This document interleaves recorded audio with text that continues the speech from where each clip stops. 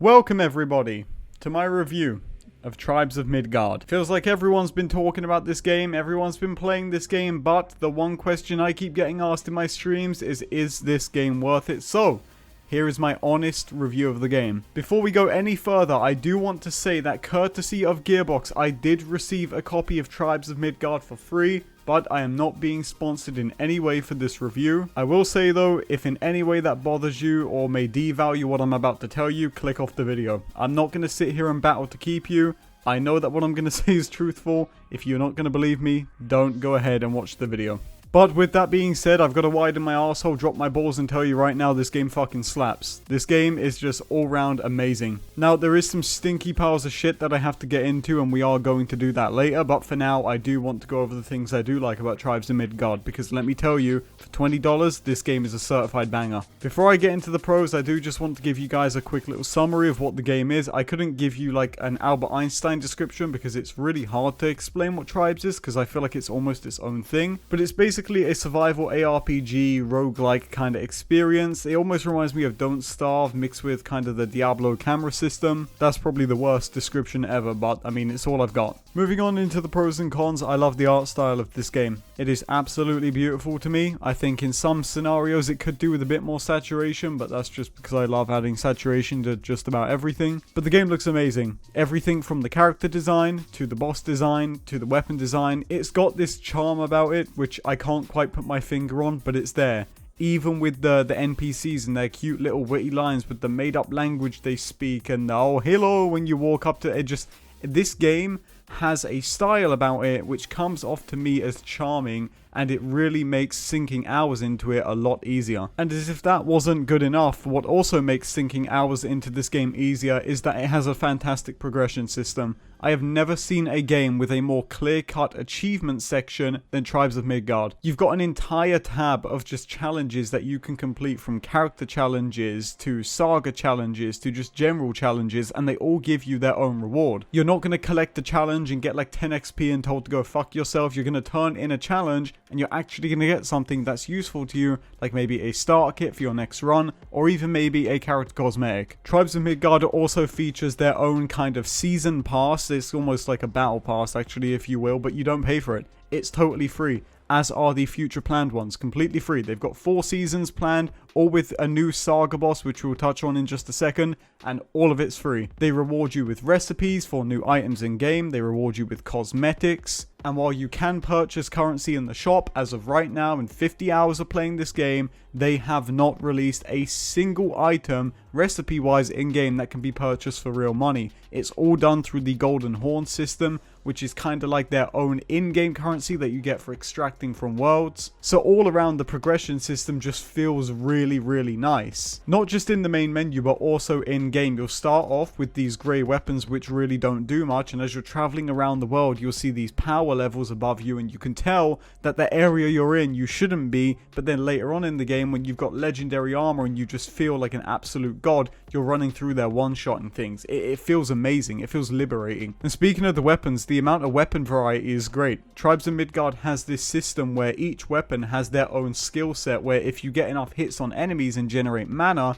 you can use these skills to do some crazy fire tornado, or maybe a whirlwind attack, or maybe like a healing zone. Also, the boss fights are great. Like seriously, they've got this Jotun system in game where every few days you'll have Jotuns attacking your village, which are basically giants, and you've got to go and find them and kill them before they get to your village and take out your tree, which is like the whole objective. You don't want your tree to die. And man, these Jotuns are just really creative. You've got like an ice one, a fire one that summons tornadoes, and like it's really innovative to me. I've never seen a game have a system like this which works and flows so well. And even when you're fighting the bosses, you know, the attacks don't feel unfair. There is some wonky hitboxes here and there, but for the most part, they all just flow really well. And even if you die, the bosses don't regen health, which is amazing. Like even the final saga boss, which we'll get into in a second, like doesn't regen health when you die. You can die in the biggest boss fight in the game and go straight back there to carry on where you left off. It's amazing, and I don't know why other games aren't doing this, because seriously, Tribes of Midgard is setting examples for other games to follow by from now on. It's also got that roguelike aspect as well, so every time you're dying, you're like, well, time for another run, and you end up just sinking 8 to 9 hours into the game without even realizing it. You know, there was nights where I was sitting there with buddies, and we were playing this game, and then before I knew it, it was 6 AM, and I had to go to sleep. I don't really know how to explain it to you guys other than a typical roguelike experience, you know? You just do one more run and then one more run, and before you know it, you've sunk like 50, 60 hours into the game. I think that's what is really powerful with Tribes of Midgard, and I think that's something which will drive the game going forward in later seasons. So speaking of these new seasons, in Tribes of Midgard there is 2 modes. There's survival mode, which is the more long, peaceful, you kind of get your own threshold of where you want it to be on the difficulty scale, and you just go in there and have a relaxing time. You can customize how many resources drop, you can customize how hard the hell things are, you can customize just how fast your tree decays, and depending on what you do with that decision, you can get more or less XP for your season pass, which is again just a super cool idea. But there may be people out there who don't have time for that 10-hour session, so on the flip side you've got saga mode, which is this quick and dirty, just get in there, fight,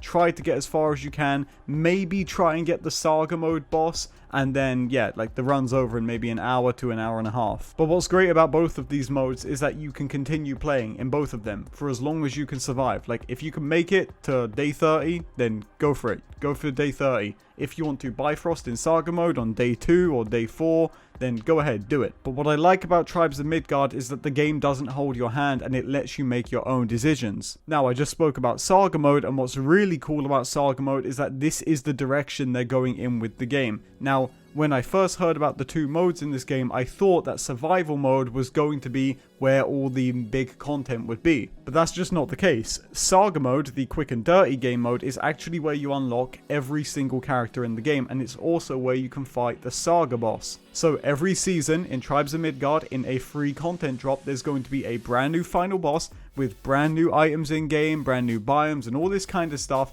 and the first season is Fenrir. So this isn't just a game that you're jumping on to pass time, I'll go put like a few hours into my survival world. I mean, by all means, you could do that, but what you're probably going to find yourself doing the most is going into saga mode and trying to kill the saga boss, which unlocks you, yet again, back to that achievement system point, just these awesome rewards like cosmetics or recipes. And I gotta say, it's fucking genius. I'd never thought about doing something like this before with a game. We've seen other games do season passes where they have these regularly scheduled updates, but for some reason the saga mode system in Tribes of Midgard just feels different. There's something about it which just keeps you wanting to play over and over and over again. Like, you've got the Bifrost system once again, where if you kill a Jotun, it will let you exit the world for rewards like golden horns, and that in itself is more motivation to do another run. I really cannot stress this enough. Tribes of Midgard is amazing. I can't recommend it enough. I can't put it into words enough. This video could go on to 3 hours long, and I still couldn't get across just how worth it this game is for you to pick up and play. Although I do have to be completely honest with Tribes of Midgard. Even though I love the community, even though I love the developers, even though I love the game, there is some shit that I have to talk about with Tribes of Midgard. And it's not shit that's going to make you rethink buying the game. This isn't shit which is going to devalue what I've just said about Tribes of Midgard. This isn't like, oh man, I'm gonna have to dock off 5 points. No, these are just things that I do not like and I would love to see changed in the future. So I'm sorry if you're watching Norsfell, but this is just how I feel. And I'm gonna start off right now. I'm gonna be completely honest with you. The water system. It fucking blows. It is the worst thing I think I've seen in a game since Anointments in Borderlands 3. It is a terrible, terrible system. For those of you who don't know, in Tribes of Midgard, you cannot go in water. If you go into water in Tribes of Midgard, you will instantly die.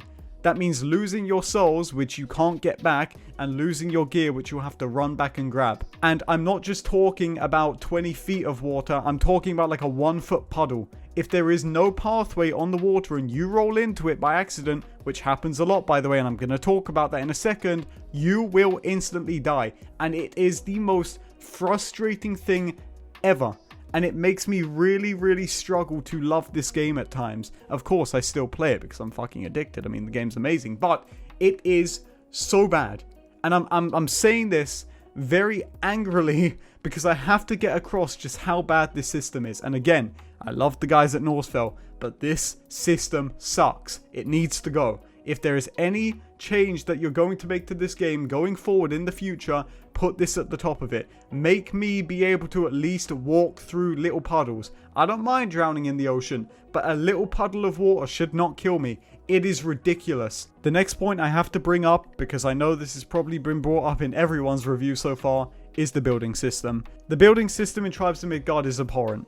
It's not good. It's clunky. It's slow. It's awful. It is not fun to use. When you try to build, sometimes you'll just be there for 20 minutes trying to climb up a 2 foundation high mountain or hill or whatever it may be. I think the building system is something that was made in Tribes of Midgard as a cool idea, but they couldn't quite nail it, so they just thought, fuck it, we'll leave it in because people are going to find it cool.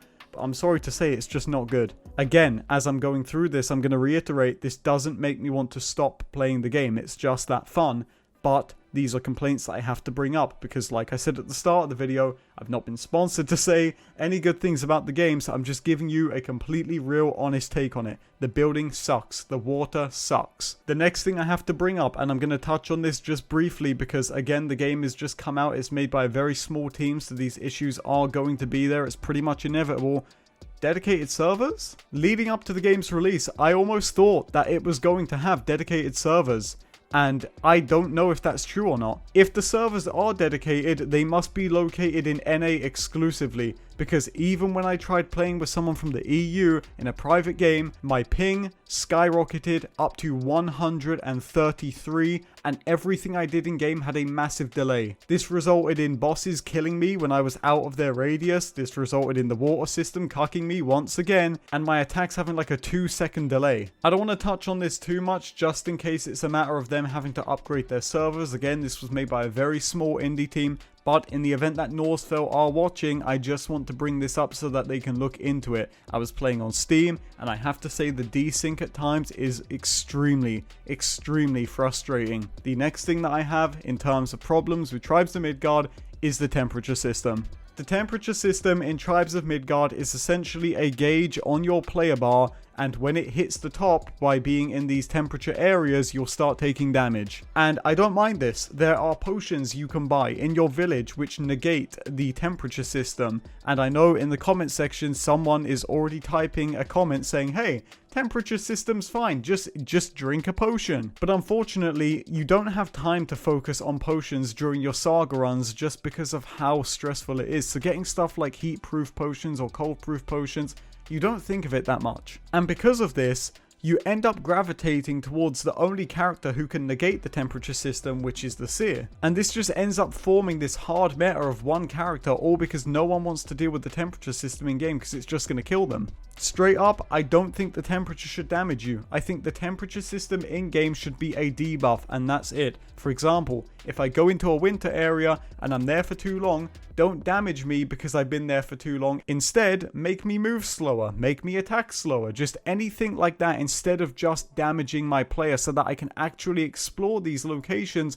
without needing a potion or without needing a certain character. And while we're on the subject, why is every single character unlocked in Saga mode? It doesn't make a lot of sense to me because you've got 2 modes and one of them feels drastically less rewarding than the other because you've got every single class locked behind one of the modes. I would absolutely love to see an option to unlock a character in survival mode with a different unlock method than you have to do in saga mode, because in the situation of the hunter class we have to activate every single shrine on the map in saga mode. That is near impossible in solo, and because of that 90% of players who aren't playing with a group aren't ever going to be able to get that character because there's only one way to unlock it and the saga mode map is extremely large. So if there was an alternate method to unlocking it in survival, it would be a lot better for your players. And finally, before I end off this review, there is one more big thing that I want to touch on with Tribes of Midgard, and it's the horrible controller bindings. Believe me when I tell you that this game has the most odd controller bindings ever, and that's not a big deal.